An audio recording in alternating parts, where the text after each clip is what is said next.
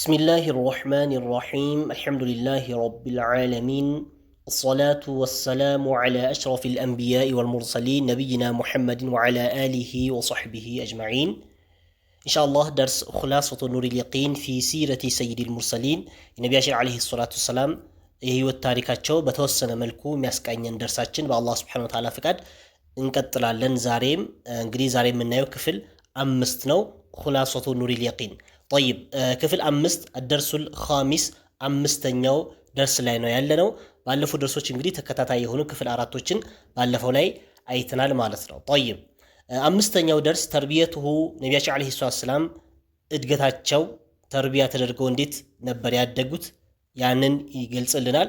ወፋቱ ጀዲሂ እንደዚሁም አያታቸው ስለ መሞቱንም እዚሁ ላይ ይገልጽልናል ማለት ነው። طيب قام بتربيته قام እንግዲህ ያው بتربيته ነብያችን አለይሂ ሰላም ተርቢያ በማድረግ እሳቸውን ተንከባክቦ በማሳደግ ላይ ኃላፊነት ወሰደ። بعد وفاة امه የነብያችን አለይሂ ሰላም እናታቸው ከሞተች በኋላ ማን ነው ኃላፊነት የወሰደው? ጀድሁ አያታቸው አብዱል ሙጠሊብ ተብሎ የሚጠራው አያታቸው ነበር። እንግዲህ ሙሉ ኃላፊነት ወስዶ ነብያችን አለይሂ ሰላም መንከባከብና ማሳደግ የያዘው ማለት ነው።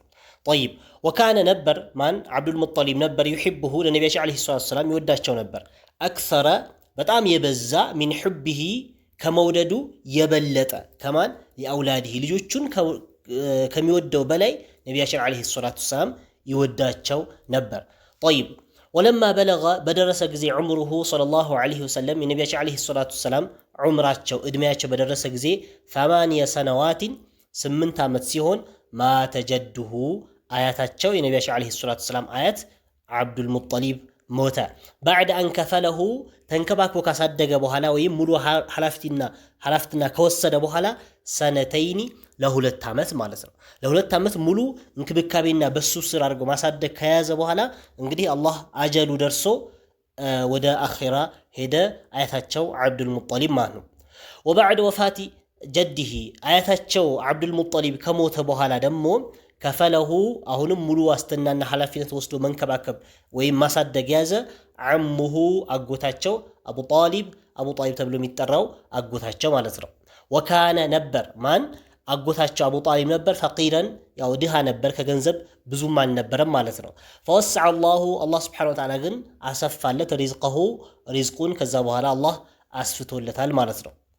طيب وكان صلى الله عليه وسلم ነብያችን አለይሂ ሰላም ነበሩ في مدة كفالة عمه አጎታቸው ስር በነበሩበት ጊዜ ወይም በሱ እንክብካቤ ስር በነበሩበት ጊዜ ነበሩ قائما የቆሙ ነበር بما قسمه الله Subhanahu Wa Ta'ala በከፈለላቸው ነገር አላህ ለነሱ ወየሰረ ለሁ ለሳቸው ባገራላቸው ነገር ላይ የቆሙ ነበር ማለት ምን ማለት ነው?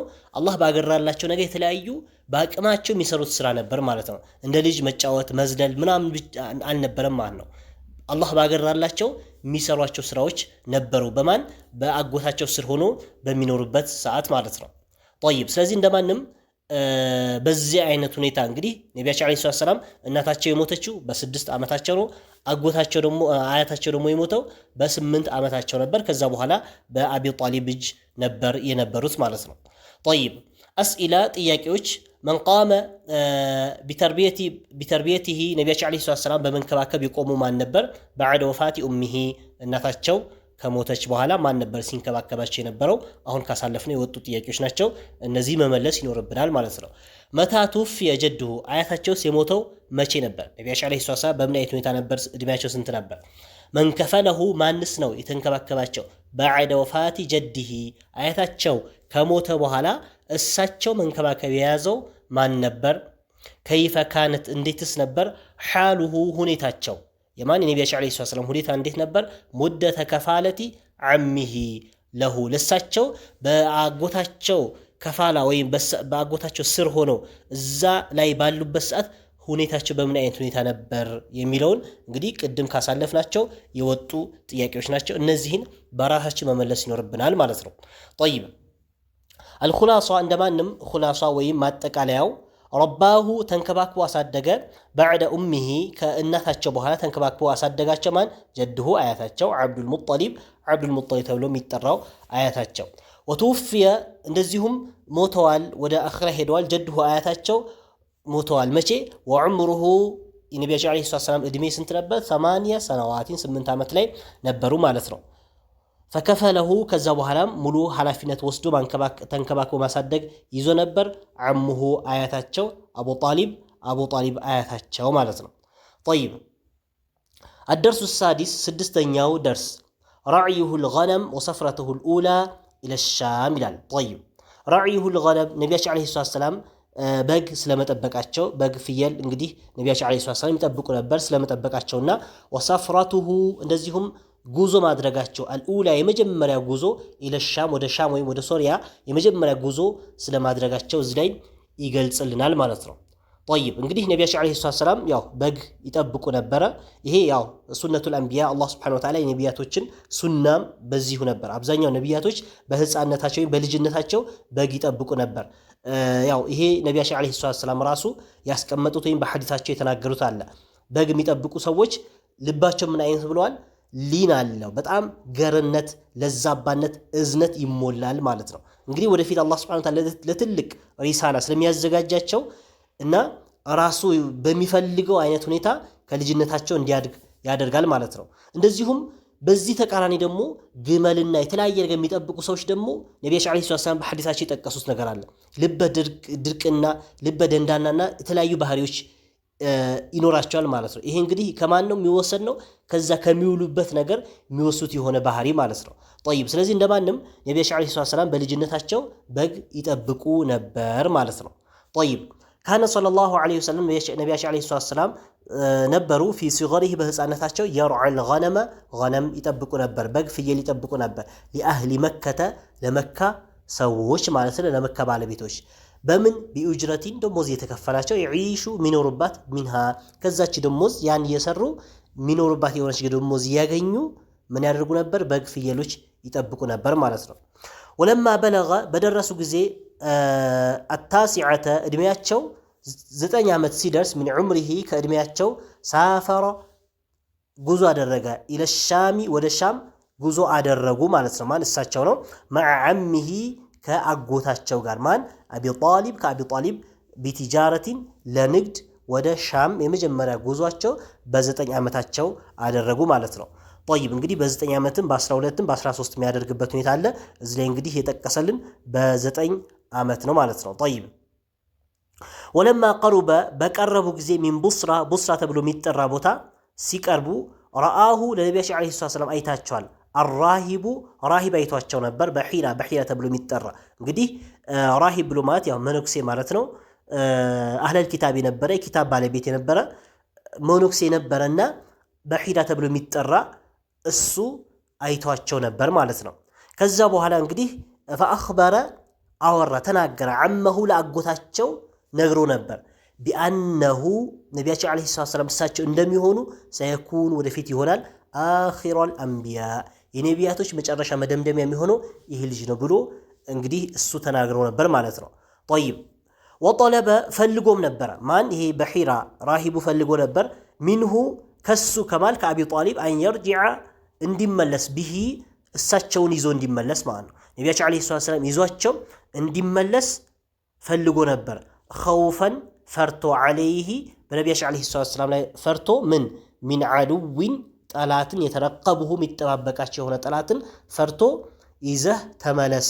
ብሏቸው ነበር ማን ነው የሚለው በሒራ ራሂብ ብሏቸው ነበር ማለት ነው طيب እንግዲህ ነቢያችን ዓለይሂ ሰላም ነብይ መሆናቸው በምን አወቀ ወይም በምንድነው ምልክት ከየት አገኘ ከተባለ وقد استدل በርግጥ ማስረጃ አግኝቶ ነበር على نبوته ነቢያችን ዓለይሂ ሰላም ነብይ እንደሚሆኑ بعلاماته በምልክቶች ማለት ነው የራሱ የሆነ ምልክቶች ነበሩት التي ያቺ في كتب اهل الكتاب في كتب መጽሐፎች ውስጥ የሚገኝ اهل الكتاب የኪታብ ባለቤቶች እነሱ ዘንድ ኪታባቸው ውስጥ መጽሐፋቸው ውስጥ በሚገኙ ምልክቶች እሱ استدلال አድርጎ መረጃ ከዛ የወሰደው ነገር ስለነበረው ለዛ ወደፊት አኺረል አንቢያ የሚሆነው ይሄ ነው ስለዚህ አትውሰደው መልሶ የማለት ጥያቄም አንስቶ ነበር ማለት ነው طيب ስለዚህ እንደማንም ነቢያችን ዓለይሂ ሰላም በዚህ እድሜያቸው በ9 ወይም በ10 እና በ13 ባለው በዛ እድሜያቸው ነቢያችን ዓለይሂ ሰላም ወደ ሻም የመጀመሪያ ጉዞ ከአጎታቸው አቢ ጣሊብ ጋር አድርገው ነበር ማለት ነው። አስኢላ ጥያቄዎች አለ። ቢማዛ ካነ በምን ነበረ የሽተጊሉ ነቢያቸው ዓለይሂ ሰላም ቢዚ የሚሆኑት ፊ ሲገሪህ በህፃነታቸው ራሳቸው ኢሽቲጋል የሚያደርጉት ወይም ራሳቸው ቢዚ የሚያደርጉት በምን ነበር? ቅድም ካሳለፍነው የወጣ ነው። መታ ሳፈረ ኢለ ሻም ወደ ሻምስ የተሳፈሩት ወይም ጉዞ ያደረጉትስ መቼ ነበር? መዓ መን ሳፈረ ከማን ጋርስ ነበር ጉዞ ያደረጉት? መርአሁ ማነውስ ያያቸው? ፊ ሰፍረቲሂ ጉዞአቸው ላይ አልኡላ የመጀመሪያ ጉዞአቸው ላይ መንገድ ላይ ያያቸው ማን ነበር ይላል። ጠይብ ማዛ አኽበረ ያያቸው ሰው ምንስ አውርቶ ነበር? ዓመሁ ለአጎታቸው ለነቢያችን ዓለይሂ ሰላም ለአጎት ለአቢ ጣሊብ ምን ብሎት ነበረ? ማዛ ጠለበ ሚንሁ ከሱስ ምን ፈልጎ ነበር? ጠይብ ቢማዛ ኢስተደለ በምንስ ኢስቲድላል አድርጎ ነበር? ማለት ያወራው ነገር አለ። ያው ያወራው ነገር በምን ከየት አግኝቶ ነበር ያወራው? አላ ንቡወቲ እሳቸው ነብይ በመሆናቸው ማለት ነው። ጠይብ እንደማንም እነዚህ ጥያቄዎች ያው መመለስና መያዝ ይኖርብናል ማለት ነው። አልኹላሳ ወይም ማሰሪያው ማጠቃለያው ካነ ነበር ፊ ሱገሪህ ነቢያችን ዓለይሂ ሰላም በህፃነታቸው ነበሩ የርዓል ገነም በግ ይጠብቁ ነበር ለአህሊ መከተ ለመካ ህዝቦች ማለት ነው ለመካ ሰዎች።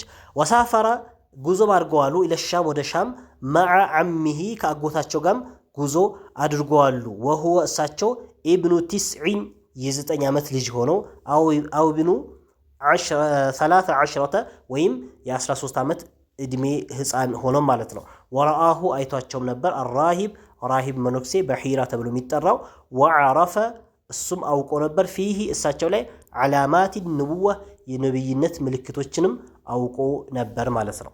ጠይብ አደርሱል ኻሚስ ጠይብ አፍዋን አደርሱ ሳቢዕ ሰባተኛው ደርስ ሰፍረቱሁ ሳኒየቱ ኢለ ሻም ይላል። ሰፍረቱሁ ነቢያችን ዓለይሂ ሰላም አሁንም ጉዞ ስለማድረጋቸው ማለት ነው።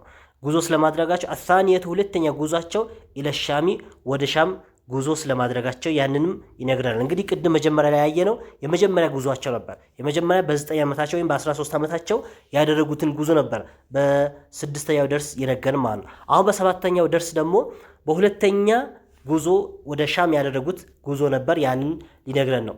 ፊል ኻሚሰቲ በአምስተኛው ወልዒሽሪን በ25 ለማለት ነው።